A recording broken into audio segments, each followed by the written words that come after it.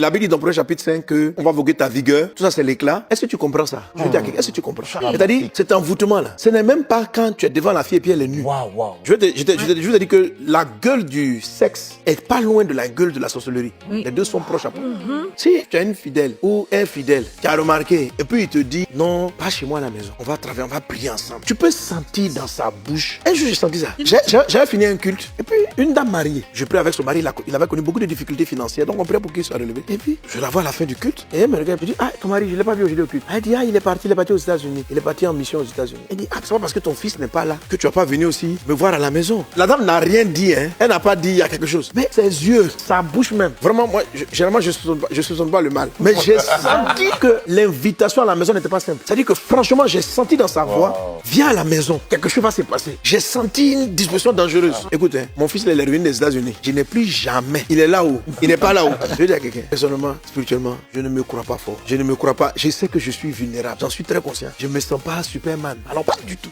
Je n'ai rien, et je vais vous dire cela. Vous n'avez rien de plus que les serviteurs de Dieu qui sont tombés. On n'est pas dur. Tout ce qu'on a, c'est la grâce de Dieu qui nous préserve. Donc, lorsque l'Esprit Saint vous avertit, vous entendez dans la façon dont quelqu'un est en train de vous parler, vous sentez à l'intérieur, ou bien toi-même ta chair, lui-même il ne pense à rien, mais toi-même ta chair est un peu excitée.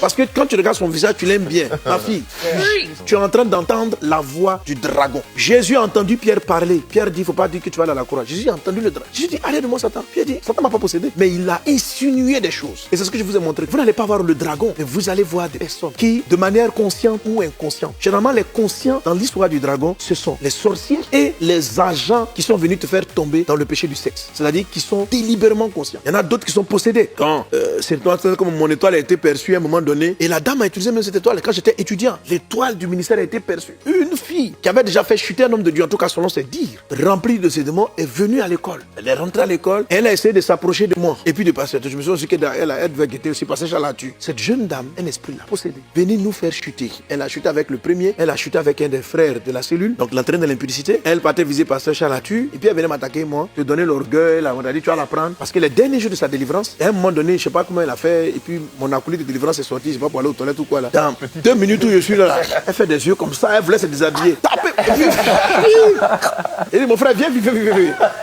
C'est un cas de démon qu'il ne faut pas laisser sur la seule. Elle veut se déshabiller. Quand on a fini sa délivrance,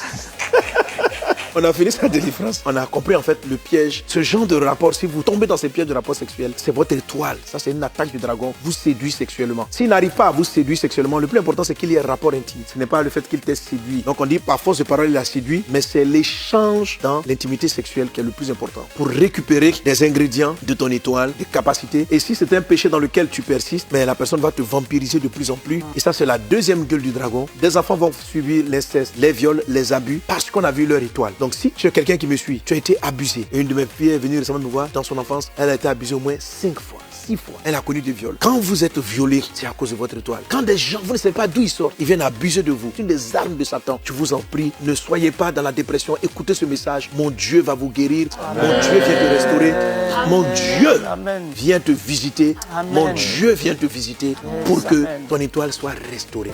Mieux que 1000 ailleurs. Tous les mercredis à partir de 12h30. Partage cette information autour de toi et invite une personne à vivre ce moment avec toi.